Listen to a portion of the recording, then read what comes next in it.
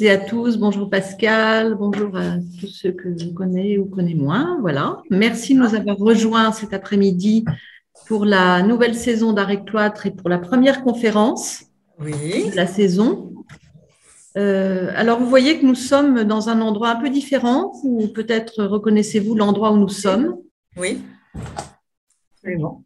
Voilà, nous faisons un essai de retour au caveau, mais en distanciel. On va faire ça petit à petit. On espère pouvoir retrouver l'auditoire en présentiel, tout en gardant le distanciel, bien sûr. Hein, rassurez-vous. Voilà, alors je suis très heureuse de vous retrouver toutes et tous après l'intermède de l'été. Donc, pour cette première conférence, vous avez vu que le thème d'année, c'est donc influence graphique, poétique et spirituelle entre Orient et Occident et inversement, donc avec les lignes, les arabesques, les aplats, les vides et les mangas. Alors, il y a eu de nombreux événements culturels ces dernières années en France qui ont montré combien l'attrait de l'Occident pour l'Orient était très présent dans l'art, qu'il s'agisse de voyages d'artistes de l'autre côté de la Méditerranée, au temps de l'orientalisme, ou de l'engouement actuel pour des architectes japonais. On aura une conférence sur Tadao Ando, dans des constructions ou des rénovations récentes, ou encore des estampes japonaises qui ont ébloui les grands peintres français dès la deuxième moitié du XIXe siècle et qui sont constamment mises à l'honneur. Ou alors, c'est aussi le cas de la calligraphie chinoise étudiée par Fabienne Verdier. Donc, il y a une expo actuellement au musée Unterlinden de Colmar, ou d'autres peintres au service d'un art épuré, coloré et novateur sur les cimaises ou aux fenêtres des églises, comme ce détail d'un vitrail de Zhao Wuqi, pas de Zhao Wuqi, de Kim En-jong dans l'église Saint-Julien de Brioude. Voilà, cette conférence, donc très illustrée, développera de nombreux exemples d'artistes contemporains d'origine asiatique installés en France et créant des peintures, des installations, des vitraux, avec un succès public et critique croissant. Voilà, c'est une manière finalement de renouveler notre vision du monde, ces perspectives croisées entre Orient et Occident. Et pour cela, nous accueillons donc avec grand plaisir et amitié Valérie Buisine, docteure en théologie de l'Université catholique de Lille, enseignante en histoire de l'art et culture générale. Et donc, je vais lui donner la parole et je propose qu'on l'accueille avec quelques applaudissements et on pourra faire la même chose tout à l'heure à la fin de la conférence. Voilà, donc bienvenue Valérie. Donc, bonjour à tous. Alors, je suis ravie de vous retrouver donc cette année, toujours en distanciel, mais en direct de la Chartreuse. Donc, on avance, on progresse. Alors, en guise d'introduction, je voudrais vous présenter quelques événements récents aux grandes tendances qui montrent la passion de l'Orient en Occident. Et donc, à commencer par la réouverture, vous en avez peut-être entendu parler, du musée et des jardins Albert Kahn, donc à Boulogne-Billancourt, après 5 ans de fermeture, dont un jardin japonais moderne avec ses 2 ponts de bois, sa montagne couverte d'azalées que vous voyez ici, et qui évoque le mont Fuji, et ses berges de galets conçues par le paysagiste Fumiaki Takano. Alors, on sait qu'Albert Kahn, qui est né en Alsace, à Marmoutier, donc en 1860, entretenait une relation particulière avec le Japon, au point d'en importer une parcelle en France. Donc, de son voyage au Japon en 1897, Albert Kahn avait rapporté en pièces détachées 2 maisons, des portes, un pavillon de thé qui a été inauguré en 1966 par la Société des maîtres de thé. Et on peut toujours donc pratiquer des cérémonies de thé dans ce lieu. Il y a également un village japonais créé en 1898 par un jardinier et un charpentier maçon qui étaient devenus directement du Japon. Alors, chaque année, dans ce lieu, des expositions temporaires sont organisées sur un pays, une région ou une ville. Et donc, le thème du Japon a été mis à l'honneur à 2 reprises déjà.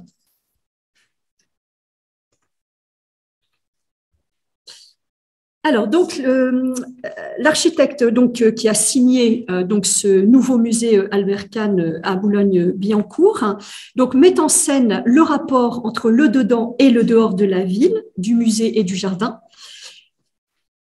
Et donc, ici, vous avez une vue sur cette extension spectaculaire donc, qu'a créé cet architecte donc, Kengo Kuma. Il a créé ce qu'on appelle un nengawa, qui est un espace limitrophe entre intérieur et extérieur qui permet au musée de se fondre dans la nature.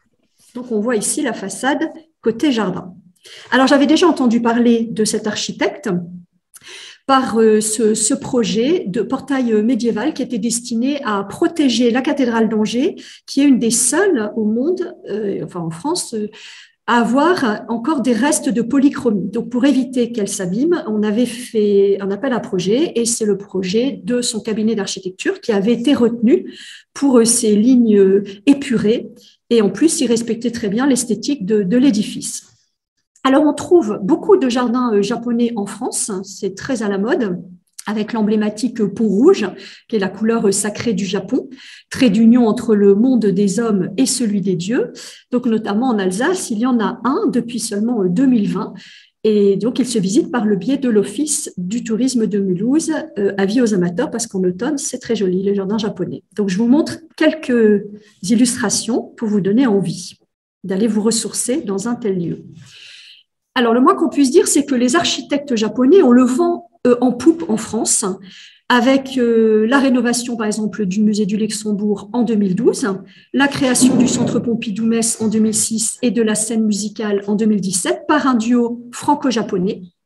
Et donc, cet architecte japonais, qui est né à Tokyo, a obtenu le prix Pritzker en 2014, qui est donc le Nobel de l'architecture, et aussi la grande médaille d'or de l'Académie d'architecture en France en 2004. Alors, également, la Bourse du commerce à Paris, inaugurée donc l'an dernier, pour la collection François Pinault, par l'architecte japonais Tadao Ando, dont vous aurez une conférence sur lui prochainement. Il a, donc je ne vais pas m'étendre, mais il a composé un cercle dans un cercle. Donc, c'est un geste architectural contemporain dans un bâtiment classé au monument historique. Et ce cylindre de béton permet notamment d'avoir une vue imprenable sur les fresques.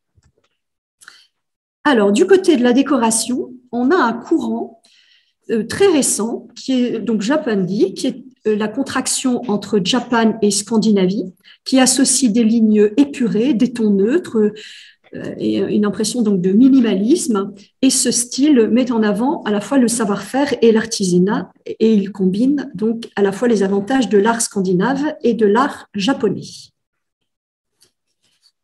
Alors, côté mode, les premiers grands créateurs à s'intéresser aux pantalons pour femmes, puisqu'il était interdit aux femmes de porter le pantalon, et officiellement dans la loi française, c'est toujours interdit, sauf que c'est plus appliqué.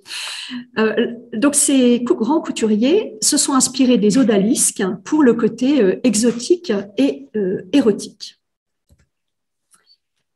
Alors, toujours du côté de la mode, on a beaucoup d'expositions donc, ces dernières années sur le kimono. Donc, on en a eu, par exemple, au Baltimore Museum, on en a eu un dans le Tarn, et une exposition aussi récemment au Victoria et Albert Museum à Londres. Et alors, la bonne nouvelle, si vous voulez voir cette exposition, et avant, je vous montre quelques images concernant ces expositions et les affiches également, pour vous donner envie, puisque cette exposition du Victoria et Albert Museum de Londres sera à Paris du 22 novembre au 28 mai 2023, donc ça laisse un peu le temps d'aller la voir, au musée du Quai Branly Jacques Chirac. Donc le kimono est apparu il y a plus de 2000 ans, littéralement ça veut dire ce qui se porte, et c'est vraiment l'habit traditionnel, quel que soit le statut social ou le genre de la personne. Et le kimono s'est exporté donc vers un Occident qui était fasciné par son caractère exotique. Alors, voici quelques images qui donnent envie.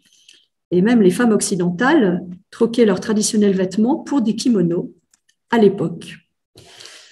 Alors, le Japon, c'est aussi beaucoup d'événements, alors surtout pour des jeunes et des geeks, hein, notamment autour de sabres laser, d'arts martiaux, de jeux vidéo, mais aussi de bonsaï, d'ikebana, qui est l'art floral. Alors là, il y en a énormément, surtout qu'après le Covid, ça reprend en 2022 de plus belle. Donc, on en trouve toute l'année dans toutes les villes. Donc là, New York, Japan, 3 Japan. Donc, toutes les villes, je vous montre un échantillon des affiches de ces manifestations pour dire que quand on aime l'Asie, l'Orient, le Japon, on est servi en France.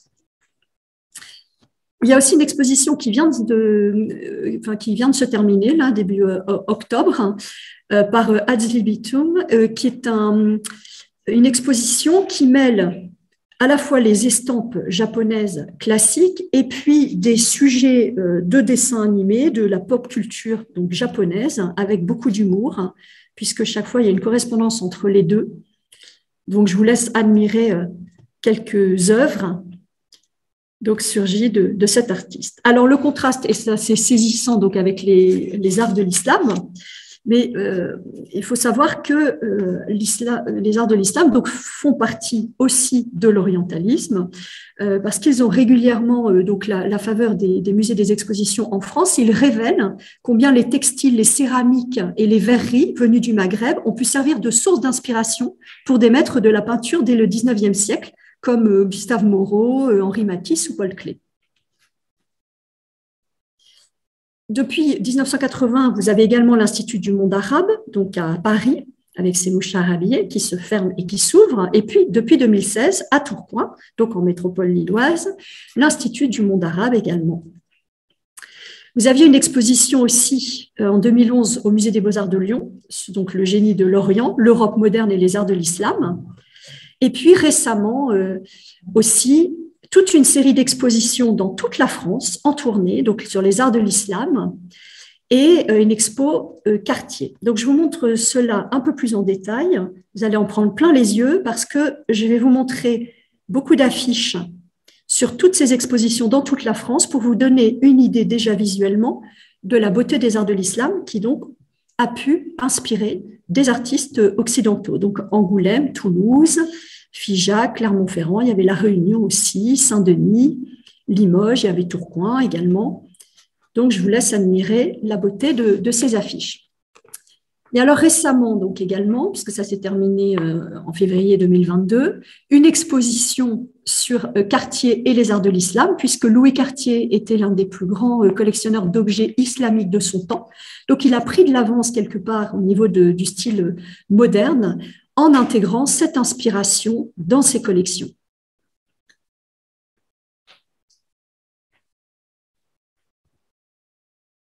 Donc, je vous laisse admirer pour la beauté des objets.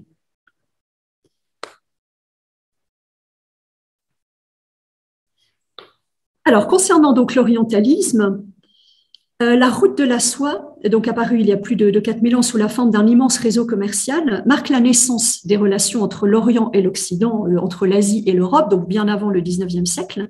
Mais il faut dire aussi que les campagnes napoléoniennes ont mis l'Égypte à la mode et le goût pour l'Orient est aussi dû à la politique colonialiste de la France, puisque les artistes vont à la découverte des nouvelles colonies.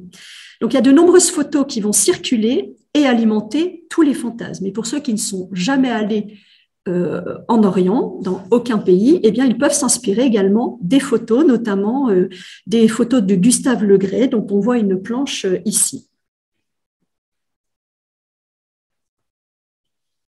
Alors, l'orientalisme n'est pas à proprement parler ce qu'on peut appeler un mouvement artistique, c'est plutôt une tendance générale, un phénomène donc, culturel qui touche toutes les disciplines, donc aussi bien la littérature, l'architecture, etc.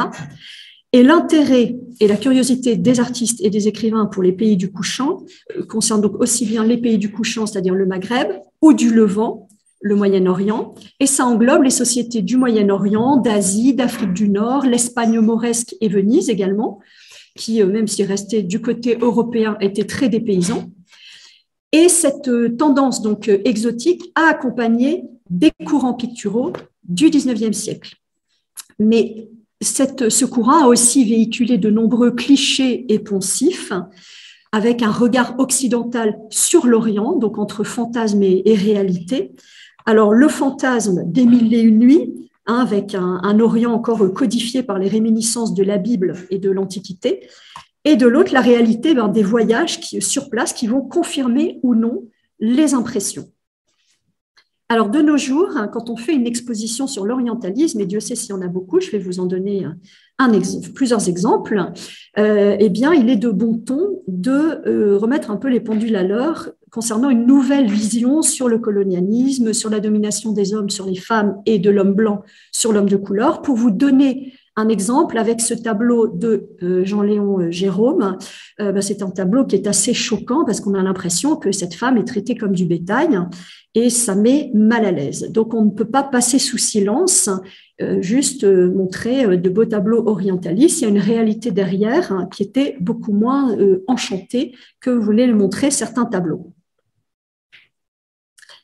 Alors, du côté donc des expositions, comme je vous le disais, beaucoup d'expositions, notamment donc récemment, une qui vient de se terminer et qui mettait en valeur les collections orientalistes des musées de Reims et de Châlons-en-Champagne, une exposition au musée du Quai Branly Jacques Chirac en 2019. Vous aviez également cette magnifique exposition en 2019 au musée Marmottan-Monet, l'Orient des peintres, du rêve à la lumière, avec une soixantaine de chefs-d'œuvre et un fantasme indissociable, bien sûr, de la figure féminine, celle de l'odalisque ou femme de harem, et qui continue d'inspirer les modernes, donc Matisse, Kandinsky et Klee, et on verra des exemples tout au long de cette conférence. D'autres exemples ici, avec à droite l'affiche d'une exposition qui a eu lieu en 2011 à Marseille, une autre donc en Belgique, à Bruxelles, une exposition Merveille et Mirage de l'orientalisme donc au musée des Augustins à Toulouse. Donc tout cela pour vous donner une idée du nombre d'expositions sur l'orientalisme rien que ces dernières années, qui montrent donc l'engouement pour ce thème et ce besoin de voyager. Donc cette exposition sur les Juifs dans l'orientalisme également au musée d'art et d'histoire du judaïsme. Récemment, donc une exposition qui s'est terminée fin mars 2022, Rêve d'Orient. Donc là, c'était à Nemours. Donc vous voyez, que ce soit des grands musées nationaux ou des plus petits musées, chaque fois, quelque part en France, il y a une exposition sur l'orientalisme. Alors un petit peu plus original dans le thème, une exposition sur la Chine rêvée de François Boucher. Alors ça, c'est un sujet qu'on ne connaissait pas du tout et qui a été présenté à Besançon. Donc une exposition qui montrait comment François Boucher, qui est un illustre peintre du XVIIIe siècle, donc avec Watteau, Fragonard, œuvra donc au renouvellement des arts décoratifs. Alors il était un grand collectionneur et nombreux sujets qu'il a traités sont inspirés par la Chine. Alors cette exposition donc traitait une problématique sur le processus créatif d'un artiste, donc qui sut par une curiosité et une inventivité exceptionnelles donner naissance à un répertoire exotique très original et selon le mot des frères Goncourt, faire de la Chine une des provinces du rococo. Alors voilà deux exemples ici donc de tableaux de François Boucher qui montrent sa vision de la Chine. Et des tableaux donc, qui appartiennent à ce musée de Besançon. Il y a eu aussi une autre exposition très originale sur les liens entre l'Orient et l'Occident, sur la Chine à Versailles, parce qu'en réalité, il y avait des relations privilégiées entre la Chine et la France, initiées par Louis XIV, avec un engouement considérable des familles pour l'art chinois. Et il y avait de nombreux artistes français donc, qui imitaient ou reproduisaient ou transformaient des objets orientaux. Donc 150 œuvres étaient rassemblées pour l'exposition et ça illustrait ce goût français pour les productions artistiques chinoises. Alors voilà deux exemples de ces objets. Par exemple, la fontaine à parfum donc, de Marie-Antoinette en porcelaine de Chine et puis une commode qui a appartenu à Louis XV et qui a été fabriquée donc, par les marchands merciers à partir de lacs d'Extrême-Orient. Et donc, aujourd'hui, ce sont des objets qui valent une petite fortune. Alors, il y a cette exposition-là qui a lieu en ce moment à la Cité interdite de Pékin sur donc, les liens entre le château de Versailles et la Chine, devait normalement avoir lieu en 2020. Elle a été reportée à la rentrée 2022 et il y avait un appel donc, à devenir mécène de cette exposition. Alors, voilà un exemple d'œuvre, ce cadeau diplomatique donc, à Louis XIV. Et quand on voit ces objets, alors on se dit que sans aucun doute, s'ils ont été importés de Chine, ça ressemble un peu à des œufs Fabergé, et en fait, ça vient de Sèvres. Parce que figurez-vous qu'entre-temps, eh bien, la France a réussi à découvrir les secrets de fabrication des porcelaines à la manière chinoise, qui sont des porcelaines très, très fines, qu'on a peur de briser. Et donc, ce rêve de percer ce secret de fabrication a fini par se concrétiser à la manufacture de Sèvres. Alors, à présent, donc, étudions d'un peu plus près certains artistes de l'orientalisme, donc certains qui sont évidemment très connus, d'autres beaucoup moins. Donc, ceux que j'ai mis en gras, c'est ceux dont on va voir au moins une œuvre, mais il y en a d'autres. Et puis, notamment, les modernes. Alors, par exemple, en tête de tous, donc Ingres, qui est pour nous l'inventeur de l'odalisque, un idéal donc de beauté sensuelle, souvent revisité par les artistes, jusque dans l'art contemporain d'ailleurs. Donc ce peintre n'a jamais voyagé en Orient, mais par contre il s'est nourri de récits, et notamment le récit d'une femme d'ambassadeur qui avait eu la chance de pouvoir entrer dans un harem, et donc elle a écrit des lettres, et ces récits ont alimenté tous les fantasmes chez les artistes. Donc voilà la petite baigneuse d'Ingres. Alors cette toile ici, on croirait qu'on est en train de regarder par le trou de la serrure. D'ailleurs, cette toile, à cause de ça, a été refusée par le commanditaire et sa femme, qui ont trouvé ça assez audacieux et malvenu. Et l'Orient est souvent un prétexte pour représenter des nus féminins sensuels qui ne soient ni des déesses antiques, ni des muses. Eugène Delacroix, donc également très connu comme peintre orientaliste, mais pas seulement, forcément c'est aussi un peintre d'histoire. Et lui a eu la chance de pouvoir voyager donc longtemps donc de l'autre côté de la Méditerranée, en mission officielle, il était peintre officiel, et donc il a ramené 7 carnets, et ces carnets ont alimenté toute une série de peintures orientalistes. Alors là, avec cette exposition, c'est le retour de Delacroix au Maroc, puisqu'il y a eu cette exposition l'année dernière, donc souvenir d'un voyage au Maroc de Delacroix. Et il y a eu aussi une autre exposition en 2012 au domaine de Chantilly, Delacroix et l'aube de l'orientalisme.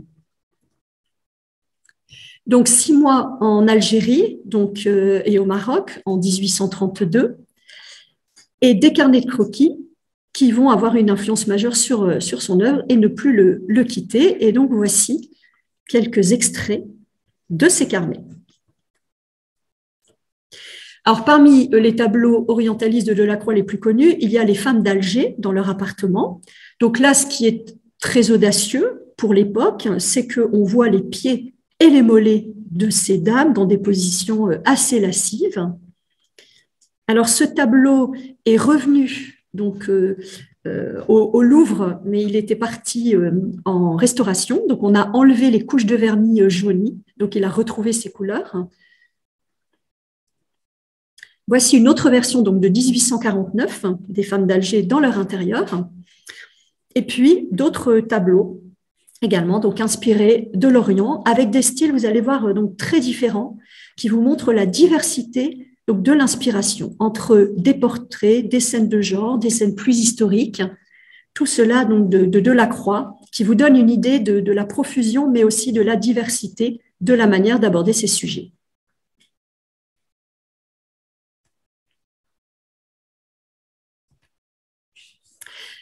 Un autre artiste, donc à présent, l'un des artistes français les plus célèbres de son temps, qui a voyagé en Orient, donc Égypte, Syrie, Turquie, Algérie, dès les années 1850. Donc on pourra admirer les détails, en particulier donc les céramiques qui entourent le décor, avec les éclats de lumière sur donc le mur du fond. Alors, cet artiste prenait quelquefois quelques libertés avec ses sujets et il s'inspirait également des photographies, donc pas uniquement de ce qu'il avait lu. Et quelquefois, donc, les sujets étaient un peu sulfureux. Donc, ici, on voit une esclave noire qui est un peu en retrait, qui est surtout un faire-valoir donc, de la femme blanche avec sa peau diaphane et sa chevelure rousse et sa pose lascive. Un autre tableau aussi de Jérôme, une odalisque, donc soucieuse de détails, de réalisme, donc une scène du quotidien. Alors, ce tableau donc n'est pas du même peintre, hein, mais je l'ai ajouté ici parce qu'il met en scène donc une femme blanche avec une femme noire et ce tableau est plutôt réussi et on voit ici que l'artiste a gravé carrément son nom dans le marbre. D'autres tableaux ici, alors c'est Marie-Adélaïde de France vêtue à la turque, donc pour montrer ici un autre style d'inspiration.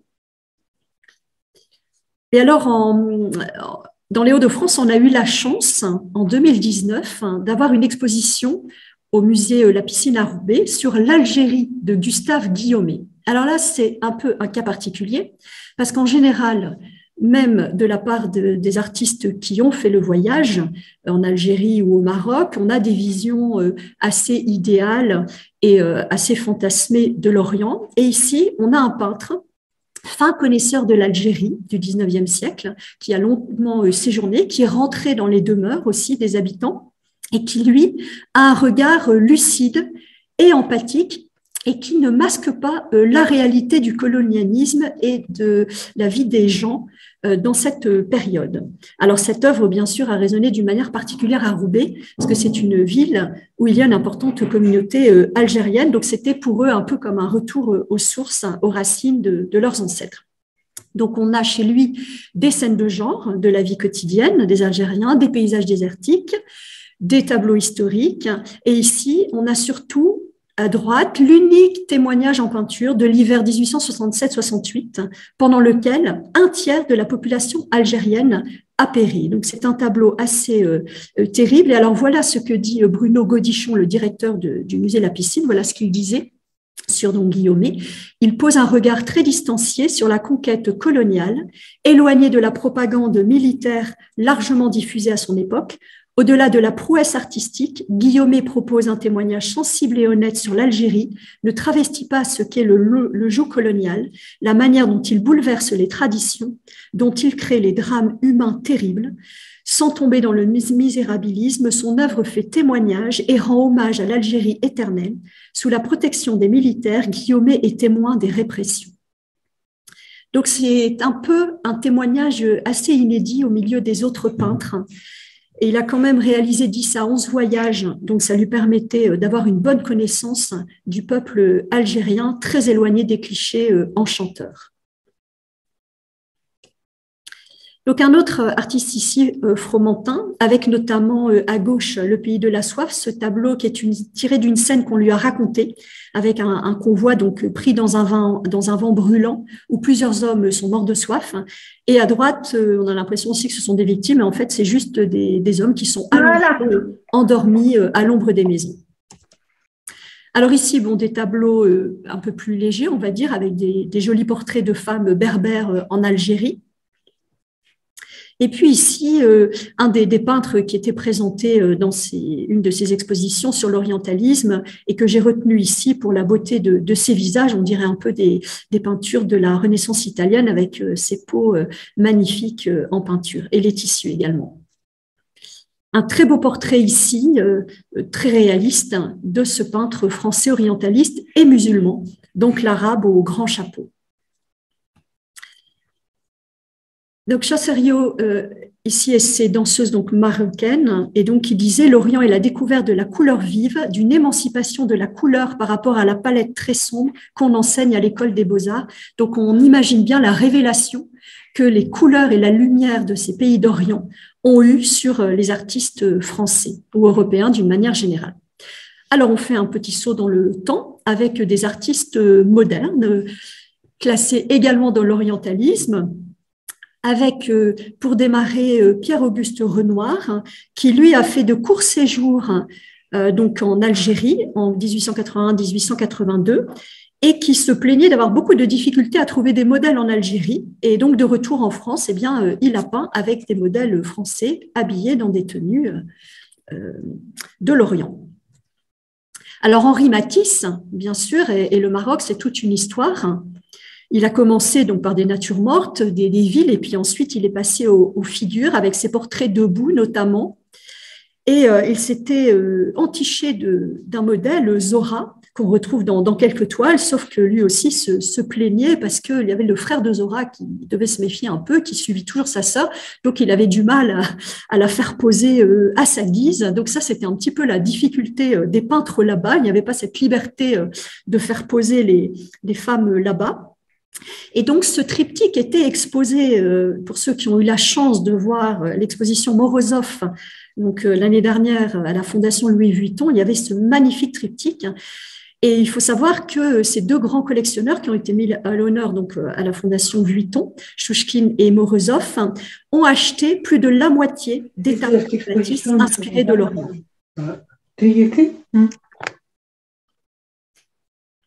Alors bien sûr, quand on pense à Matisse, on pense aux odalisques.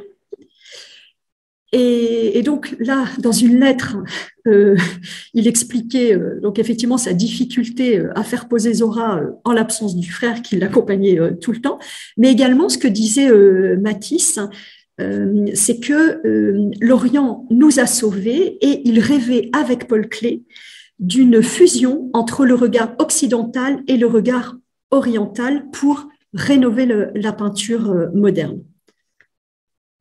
Donc, on voit dans tous ces odalisques combien la peinture de Matisse s'est complexifiée dans les motifs, à la fois les motifs de tissu, de tapis, de vêtements. Donc, il y a énormément de tableaux consacrés à ce thème, et pas seulement pendant son séjour, bien après. Et alors, il y a une chose qu'on ne sait peut-être pas sur Matisse et qui est très, très intéressante à connaître. Déjà, Matisse est originaire donc, du nord de la France, c'est-à-dire une région textile, traditionnellement, et il était lui-même issu d'une famille qui travaillait dans le textile, et il avait une véritable passion des tissus, donc il a considérablement enrichi sa collection de tissus, notamment de vêtements, et il faisait poser ses modèles donc en France, avec des tenues achetées en Orient, enfin là-bas, donc en Algérie, au Maroc. Il créait des décors parce qu'il disait qu'il ne pouvait pas se confronter à la toile blanche. Il avait besoin de la présence réelle du modèle et de décors pour pouvoir peindre. Il y a une très, très belle exposition à ce sujet, Matisse et la couleur des tissus, au musée donc Matisse, au Cateau-Cambrésis. Donc, il mettait en scène des tableaux, un peu comme on fait au cinéma. Et on disait que son atelier à Nice ressemblait à une caverne d'Ali Baba où s'entassaient donc les tapis, les coussins, les tentures, les paravents, avec des motifs très bariolés et que ça sentait la Méditerranée, le soleil et l'Afrique du Nord. C'est pour ça qu'il est aussi parti chercher le soleil dans le sud. Alors voilà quelques exemples de sa collection de vêtements, donc sa collection personnelle. Donc il dépensait des fortunes pour acquérir des vêtements et parer ces modèles de ces tenues et qui ont donc donné lieu à ces magnifiques tableaux très dépaysants.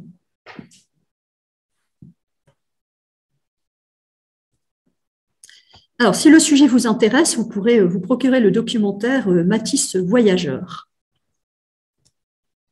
Alors, ce tableau de Valenton, c'est juste parce que je l'ai trouvé agréable pour compléter la collection moderne. Alors, dans un autre genre, Picasso s'est inspiré du tableau de Delacroix. Il en a fait 15 versions. Et alors, pourquoi à ce moment-là, en 1955? Parce que Matisse est décédé donc fin 1954. Et comme il disait, quand Matisse est mort, il m'a laissé ses odalisques comme un héritage. Donc, comme il était très triste d'avoir perdu son rival préféré, eh bien, une manière de lui rendre hommage a été de s'inspirer du tableau de Delacroix sur les femmes d'Alger. Alors, la chance qu'a eu aussi Picasso, c'est qu'il a pu visiter à Alger une maison musulmane et il était très impressionné par les femmes arabes et disait « c'est beau, c'est comme le temps d'Homère ». Donc, ce sont les différentes versions. Et pour vous donner une idée, il y a une version qui a été vendue en 2015 et qui a battu tous les records aux enchères. Hein. Donc, je ne sais plus, c'était quelque chose comme 149 millions de dollars, quelque chose comme ça, enfin, une somme vertigineuse. Et donc, à l'Institut du monde arabe à Tourcoing, on a eu cette exposition Picasso et les avant-gardes arabes qui montre bien le lien entre Picasso et cette source d'inspiration. Dans un autre genre également, Paul Klee s'est beaucoup inspiré de l'Orient. Alors, il a passé seulement 12 jours en Tunisie en 1914, mais ça a été 12 jours absolument décisifs. Alors, il a fait beaucoup de peintures à l'aquarelle donc sur le motif. D'ailleurs, en haut à gauche, vous voyez, il y a une trace blanche, c'est la trace de l'élastique de son carnet. Donc, on en trouve sur plusieurs aquarelles. En haut, donc, ce sont des peintures de deux autres artistes de la même époque qui donc étaient en même temps que Klee en Tunisie. Et donc, ces trois peintres ont fait considérablement évoluer leur peinture lors de leur séjour en Tunisie et par la suite. Et donc, cette peinture qu'ils pratiquaient s'est peu à peu simplifiée et s'est limitée à une atmosphère colorée, lumineuse et musicale également, puisque là-bas, ils ont aussi découvert des sons et des musiques différentes. Et alors, voilà ce que Klee explique au retour donc, de Tunisie. La couleur me possède, point n'est besoin de chercher à la saisir, elle me possède, je le sais, voilà le sens du moment heureux, la couleur et moi sommes un. Je suis peintre. Donc, ça a été déterminant, ce court séjour de 12 jours sur la peinture et la carrière de Paul Klee. Voilà d'autres exemples montrant bien cette atmosphère colorée, voire musicale, plus que la réalité.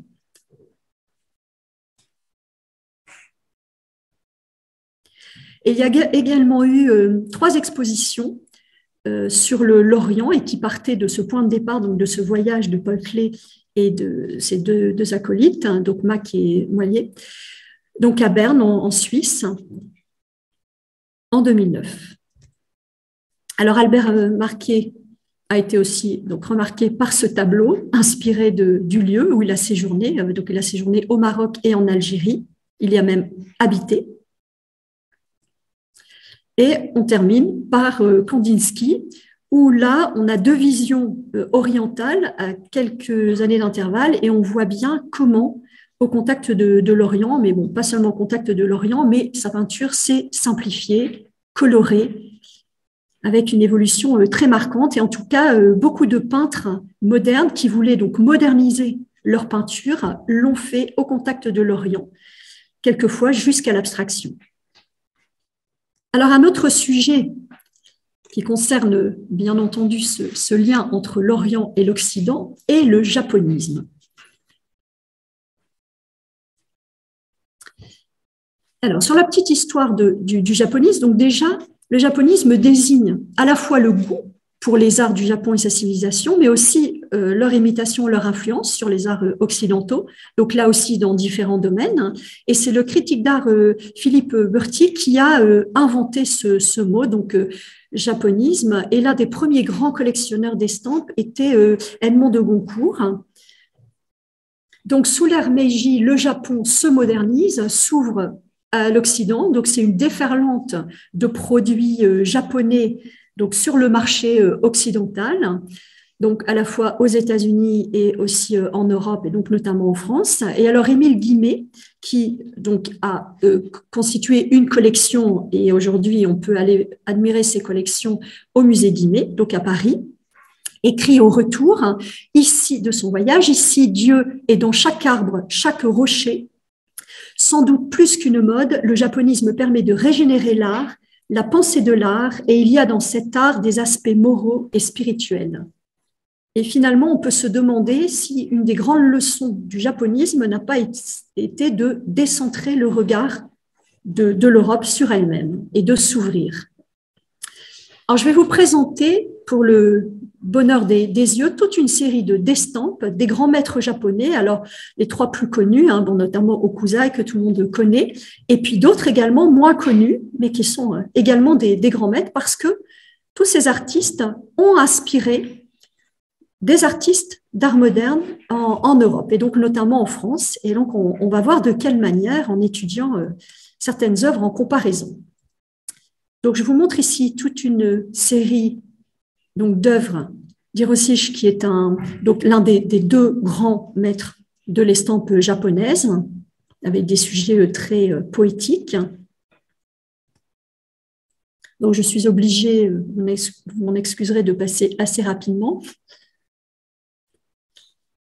Hokusai, donc, est bien sûr l'un des maîtres incontestés de l'estampe japonaise, avec en plus 70 ans de carrière, avec notamment sa série bien connue des 36 vues du Fuji, donc ici en rouge.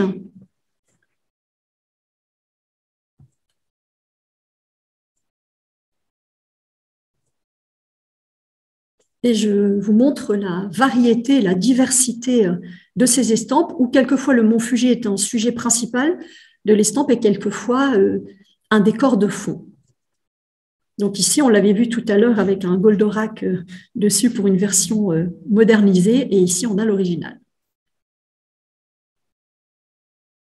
Donc en vous familiarisant avec l'esthétique de ces estampes japonaises, vous comprendrez facilement comment ils ont inspiré des artistes qu'on va voir après, donc comme Van Gogh, Gauguin et d'autres. Et je vous montre ici l'étendue de l'inspiration de Hokusai, parce que c'est vrai qu'en général, ce qu'on connaît surtout de lui, c'est la grande vague de Kanagawa, mais il en a fait beaucoup d'autres dans des styles différents. Et alors là, on a l'impression que la vague déferle sur les barques et est en train de les engloutir, mais en fait, normalement, le tableau ne se lit pas dans le sens de notre écriture à nous, mais il se lit dans l'autre sens. Et donc, du coup, les barques vont vers la vague. Et c'est finalement comme les pays occidentaux qui vont vers la vague japonisante de l'époque. Ça peut être aussi une image de ce phénomène du japonisme. Enfin, tel que ça a été interprété bien après Hokusai, bien sûr. Donc, voilà quelques gros plans avec le mont Fuji derrière, donc qui est sa plus haute montagne, symbole du Japon par excellence. Et Hokusai vient d'être mis à l'honneur en 2022 donc au British Museum.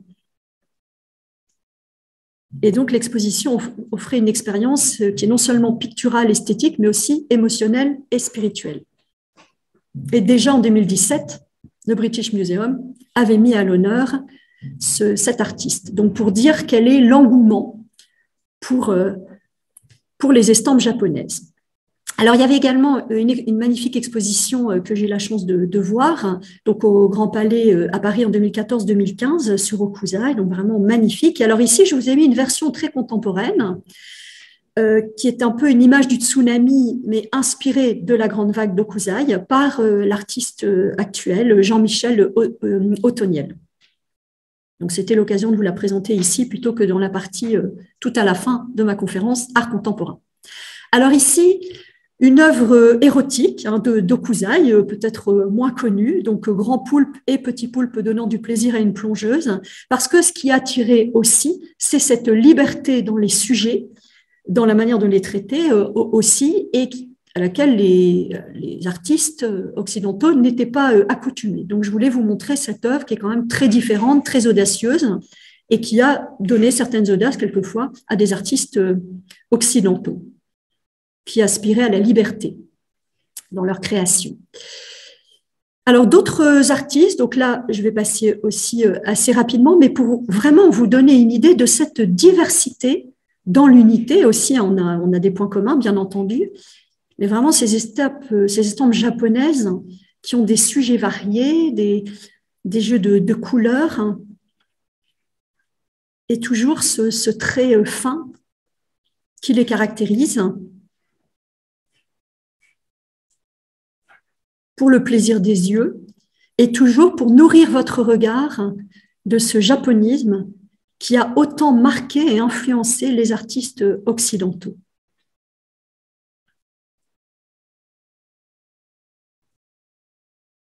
Donc, l'un des premiers, ici, des plus célèbres étudiants de Hokusai, et on reconnaît dans ses œuvres l'influence du maître, avec ici le rituel de cueillette d'algues. Et donc, ces styles très différents de hockey, et on voit l'influence de son maître Hokusai. Alors, je termine par 4 estampes vues dans différentes expositions d'estampes japonaises pour montrer justement toute cette diversité dans les styles et dans les sujets, avec ici donc des squelettes comme une vision de l'enfer. Ici, dans un genre très, très différent, 3 jolies femmes à la mode, dans la fraîcheur du soir. Et donc, dans ces estampes japonaises, les artistes occidentaux sont séduits par énormément de critères. Il y a la finesse et la délicatesse du trait, la gamme chromatique et ses camailleux, la maîtrise graphique, le souci du détail, les sujets, la mise en page, le cadrage, la puissance du dessin, l'audace également. Tout cela font que les artistes occidentaux tombent sous le charme, achètent des estampes japonaises et ont vraiment le souci de renouveler leur peinture loin de l'académisme des beaux-arts. Cette estampe aussi très belle, donc un cerisier, et puis ce tigre ici. Donc ces 4 dernières estampes montrent bien la diversité. Alors bien sûr, comme pour l'orientalisme, il y a énormément d'expositions, c'est difficile d'être exhaustif. Donc, je vous montre juste les dernières en date. Alors, par exemple, jusqu'à cet été. Alors, le surimono, c'est une des variétés d'estampes japonaises qui sont comme des faire-part ou des cartes de vœux, donc commandées par des particuliers et qui ont une sorte de petits poèmes. Donc, vous voyez la calligraphie associée au dessin. Donc, ici, inspiré surtout du thème des geishas.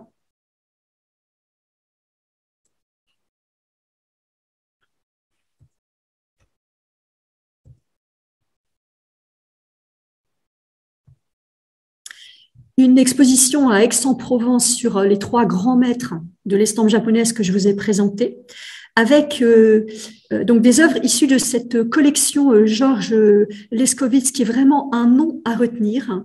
C'est un architecte et collectionneur polonais qui détient un des ensembles les plus riches et complets d'estampes japonaises de l'ère Edo, donc c'est l'ancien nom de Tokyo, donc la capitale. Et donc, cette collection est régulièrement sollicitée pour des prêts d'œuvres et également organise beaucoup d'expositions. Donc, quelques vues de cette exposition qui aident à se mettre dans l'ambiance. Alors là, c'est une exposition donc, en Isère, avec un parallèle, bien sûr, avec le mont Fuji. Donc, montagne et paysage dans l'estampe japonaise. Donc, pour vous montrer que ces expositions ne sont pas réservées donc juste à Paris ou à quelques grandes villes, mais vraiment chaque ville donc de France y va de son exposition sur l'orientalisme, sur le japonisme, tellement ce sujet plaît et attire beaucoup de monde dans les musées. Donc, voilà ici quelques expositions qui ont été organisées au musée Guimet, paysages japonais, etc.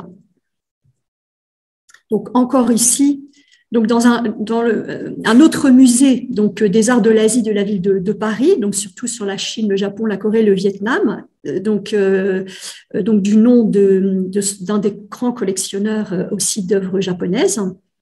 Et puis ici, donc un artiste moins connu, mais qui était admiré de Monet, de Rodin, des frères Goncourt, et qui a beaucoup influencé notamment l'art du manga et du tatouage, et qui plaît beaucoup aux jeunes. Donc grand fan de manga.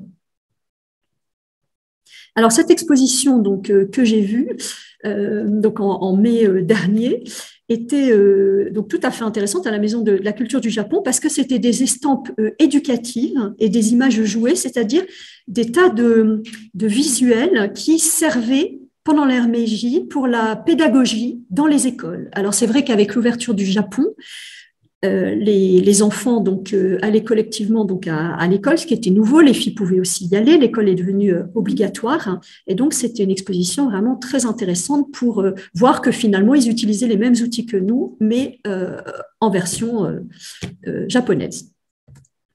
Alors, dans un genre aussi très différent, cette exposition dans un centre d'art numérique, donc Japon rêvé, donc ces mondes flottants qui étaient projetés à l'atelier des Lumières, donc du sol au plafond, avec en plus, vous imaginez une musique de Debussy, la mère de Debussy, inspirée aussi peut-être du japonisme, et donc vous étiez complètement plongé dans ces œuvres magnifiques, avec en plus l'ambiance musicale pour l'accompagner. Donc pour dire que tous ces sujets attirent énormément de monde dans les musées. Alors maintenant, qu'est-ce que ça donne sur les artistes que nous connaissons bien ou que nous pensons bien connaître? Eh bien, nous allons découvrir ça. Alors déjà, ce tableau de Manet, portrait d'Émile Zola, on voit clairement en haut à droite donc une gravure japonaise, donc un sumo. C'est une œuvre qui existe vraiment. Ensuite, à gauche, un bout de paravent japonais décoré d'un oiseau délicatement posé sur une branche.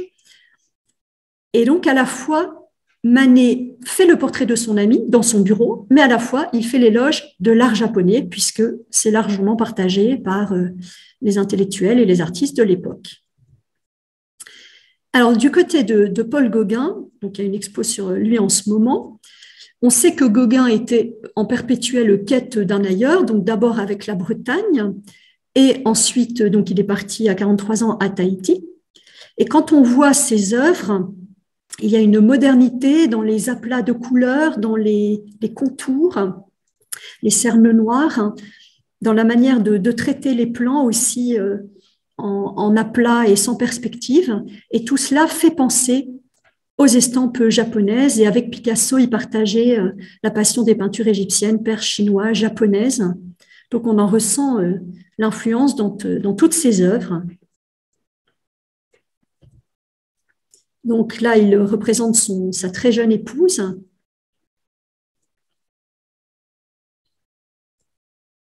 Ici, une nature morte à l'estampe japonaise que l'on voit derrière. Et alors, Gauguin donc, admirait beaucoup de choses dans les estampes japonaises, donc cette surface plane, la haute ligne d'horizon, la composition asymétrique, la précision du contour, la séparation des espaces chromatiques. Tout cela l'a conduit vers un art qui va évoluer vers le cloisonnisme, avec des décors très épurés à l'arrière-plan, qui mettent bien en valeur les figures. Et donc, il y a une exposition sur le japonisme donc de Paul Gauguin et de ses acolytes, donc Émile Bernard et Paul Sérusier, parce que ils ont pris pension donc pendant un temps dans une auberge, et cette auberge organise des expositions, et il y avait des estampes suspendues au mur, et donc c'était tout à fait un bon lieu pour exposer ces estampes. Alors là où le lien avec le japonisme, donc l'influence est le plus évidente, alors qu'il n'y a jamais mis les pieds, c'est chez Van Gogh. Alors déjà, on a ce premier tableau donc d'un célèbre marchand de couleurs et ami du peintre, Bertangui. Et derrière, on voit dans le décor, donc en haut le mont Fuji, et puis en bas à droite, un tableau qui a été peint par Van Gogh et qui est reproduit donc derrière. Et entre Van Gogh et le Japon, c'est une véritable histoire d'amour. Et alors, le Japon lui rend bien, puisqu'il a sacré ce peintre le plus apprécié de l'archipel. Et vous verrez que ce n'est pas le seul exemple. Je vous donnerai un exemple de cet amour pour le Japon envers Van Gogh. Alors ici, sur cet autoportrait, on aperçoit aussi en arrière-fond une estampe japonaise. Et alors surtout, ce qui est exceptionnel, c'est que donc en l'espace de 2 ans, Van Gogh, qui pressentait combien les estampes japonaises pouvaient renouveler son art et l'art des peintres de son époque, eh bien, il avait toute une collection d'estampes japonaises. Il en a acquis l'équivalent d'environ 660, des gravures sur bois. Et alors, en 2018, le musée Van Gogh à Amsterdam a numérisé toutes ces estampes, et donc elles sont accessibles sur le site du musée Van Gogh. Vous pouvez les télécharger à l'infini, vous pouvez les agrandir, enfin c'est un trésor inestimable. Alors c'est vrai que quand on voit un tableau comme celui-là bien connu de Van Gogh, Un mendiant en fleurs, on reconnaît donc l'inspiration japonaise par cette sobriété, ou encore ce dessin de Van Gogh et ce tableau. Van Gogh donc, a acquis des centaines de gravures, il les a analysées, il les a copiées, il les a utilisées dans ses propres toiles et il était vraiment convaincu que c'était ça qui pouvait donner un coup de sang neuf à l'art moderne. Donc à droite, un tableau qu'il a réalisé. Et alors quand il copiait les estampes, il rajoutait des kanji, alors qui n'existent pas, hein, qui ne veulent rien dire, mais juste pour la beauté de la forme de l'écriture. Alors là, deux tableaux de lui, donc le Summer au soleil couchant et le Summer, où on reconnaît aussi l'espace à la japonaise. Et donc il y avait cette exposition magnifique sur Van Gogh et le Japon. Et cette exposition donc, a été doublée d'un documentaire basé sur l'exposition.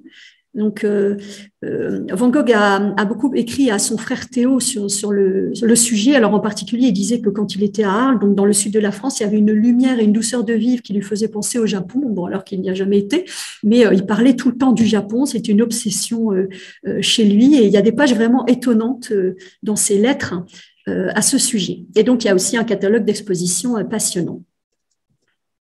Alors, cette exposition a été exportée à Tokyo et là, donc le musée disait le coup de foudre était réciproque, de nombreux artistes japonais s'inspirant également de Van Gogh. Donc voilà, la boucle est bouclée.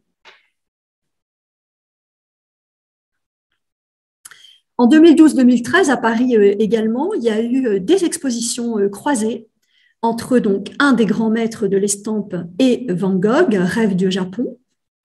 Et là, ils ont fait un pari audacieux, c'est qu'ils ont vraiment mis en parallèle des estampes avec des tableaux. Donc, je vous montre et à vous de juger si effectivement il y a bien un lien. Donc là, vous voyez la forme du bassin que l'on retrouve dans un dessin donc de Van Gogh. Ici, également, un parallèle entre les deux. Également ici, avec ce chemin, des personnages sur le chemin et les arbres. C'est peint au coucher du soleil.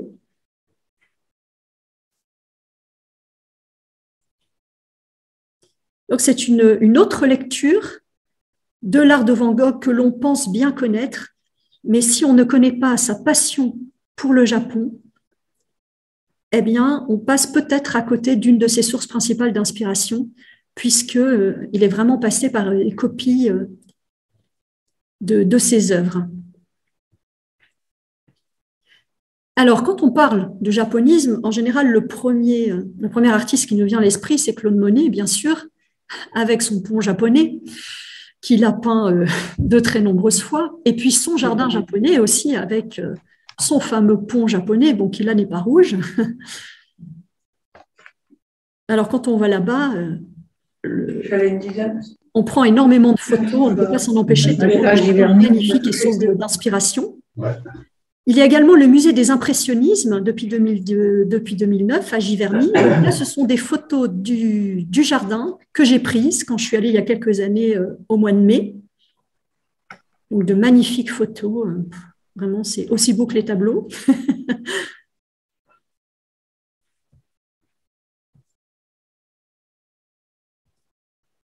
Donc là, on voyage au Japon, mais à la fois, ce n'est pas très très loin de chez nous. Alors bien sûr, on pense aux nymphéas parce que ce sujet l'a occupé pendant 30 ans. Il a réalisé en tout environ 250 nymphéas. Donc il y en a un peu dans tous les tous les musées du monde. Et grâce à son amitié avec Clémenceau, eh bien, nous bénéficions de ces magnifiques nymphéas au musée de l'Orangerie. Et alors, ce qu'on ne sait pas forcément, c'est que Claude Monet possédait une collection exceptionnelle de 233 estampes japonaises, donc 46 du Tamaro, 23 d'Okuzai et 48 d'Hirosige, et que ces estampes sont exposées dans sa maison, dans la salle à manger, donc les murs en sont couverts. Et alors, il y a pas mal de points communs entre les estampes japonaises et Monet sur la répétition d'un sujet jusqu'à l'obsession, la quête de lumière et de couleur, et surtout, là ça paraît assez évident, les images d'un monde flottant. Alors ce peintre donc de l'impression soleil levant n'est jamais allé au pays du soleil levant, mais par contre, juste en allant chez lui et dans son jardin, eh bien, il vivait au Japon, en Normandie, un peu comme Van Gogh vivait au Japon dans le sud de la France. Donc toute la France se retrouve japonaise. Donc il a accueilli bien volontiers des Japonais acheteurs et collectionneurs au suite de ces tableaux qui lui rendaient visite. Et donc on voit dans la loi des séries, avec en haut à droite donc les 36 vues du mont Fuji et en bas donc les différentes vues de la cathédrale de Rouen à différents moments de la journée. Alors, la série des nymphéas, avec le pont japonais, bien sûr, une série qu'on connaît bien. La série aussi, la Maison du Parlement à Londres, normalement, il y en a 19. Et il y avait, donc, il y a quelques années, une exposition sur japonisme et impressionnisme, donc au musée à Giverny, et un film documentaire quand les impressionnistes découvrent le Japon, donc que j'avais vu tous les deux à l'époque. Alors, pour Degas, le lien est moins évident. Et justement, il y avait une exposition intéressante en 2007, donc aux États-Unis, sur ces liens, quand même, entre Degas et le Japon. Donc, il possédait lui aussi un grand nombre d'estampes, dont celle du milieu, La femme dans un bain public. Il avait aussi des livres de gravure et il a adapté assez librement des estampes japonaises en donnant un caractère un peu plus oriental, quelquefois, à ces fameuses danseuses. Et là, ici, le lien est peut-être plus évident entre deux gestes d'une femme occidentale d'un côté et d'une femme orientale de l'autre. Alors, je termine par James Tissot, que j'ai découvert donc à l'occasion de cette exposition, enfin que je connaissais, mais pas autant qu'après avoir vu cette exposition et ce documentaire. Alors là, j'ai découvert son côté orientaliste qui est très différent finalement. Alors il y a un tableau, Les Rois Mages en voyage. Bon là, ça fait un peu cliché de représenter les Rois Mages pour représenter l'Orient, mais ce tableau est quand même très réussi avec son jeu de jaune et de orangé. Mais surtout, il était passionné par les tissus, notamment les tissus donc japonais et les objets japonais, qu'il peignait donc dans ses toiles. Alors le peintre Rossetti donc racontait à sa mère: je suis allé dans cette boutique japonaise, tous les costumes avaient été raflés par un artiste, Tissot, qui semble-t-il est en train de faire 3 œuvres japonaises que la propriétaire de la boutique m'a décrites comme les 3 merveilles du monde. Et c'est vrai que quand on voit les tableaux de Tissot, c'est absolument magnifique, d'un raffinement et d'une précision avec donc ces objets japonais. Alors ici, il est un petit peu plus inédit parce qu'il a réalisé 4 toiles sur l'enfant prodigue, dont une toile où l'enfant prodigue regarde danser des geishas dans une maison de thé. Et comme il était passionné par les arts décoratifs, inspiré donc de la Chine et du Japon, eh bien, il a réalisé des objets que vous voyez ici, avec donc des incrustations d'inspiration orientale. Alors, l'engouement pour le Japon continue avec ces nymphéas nippons. Donc, cet artiste, je l'ai découvert au Musée des Impressionnistes, donc à Giverny, il y a quelques années, et je vous en avais déjà parlé d'ailleurs. Et à travers sa peinture, il explore le japonisme de Claude Monet, donc quelque part, comme il est lui-même japonais, la boucle est bouclée. Donc, c'est comme pour Van Gogh. Donc, face aux nymphéas de Monet au Musée de l'Orangerie, où il est allé un peu par hasard finalement. Donc, il était fasciné, ému, parce qu'il avait l'impression d'être face à des œuvres japonaises. Et donc, il a entamé un dialogue avec Monet dans une démarche qu'il qualifie lui-même de retour du japonisme au Japon. Alors, je vous montre plein d'exemples. Donc, certains, je vous avais montré, mais j'ai enrichi avec d'autres. Donc, tous les pigments sont d'origine naturelle, c'est-à-dire que là, l'inspiration est de Monet, lui-même inspiré du japonisme, mais par contre, au niveau de la technique, on est complètement dans les techniques japonaises avec une superposition en fine couche de peinture, aucun vernis, et donc des effets aussi de lumière rendus avec les feuilles d'or notamment. Et donc, je vous montre ces œuvres donc, que j'ai baptisées Nymphéas Nippon et qui sont inspirées des nymphéas, puisque bon, il est allé dans tous les lieux en Normandie où s'était rendu Monet, et alors Giverny, bien sûr, il y est allé, et il adore ce lieu, très inspirant pour lui.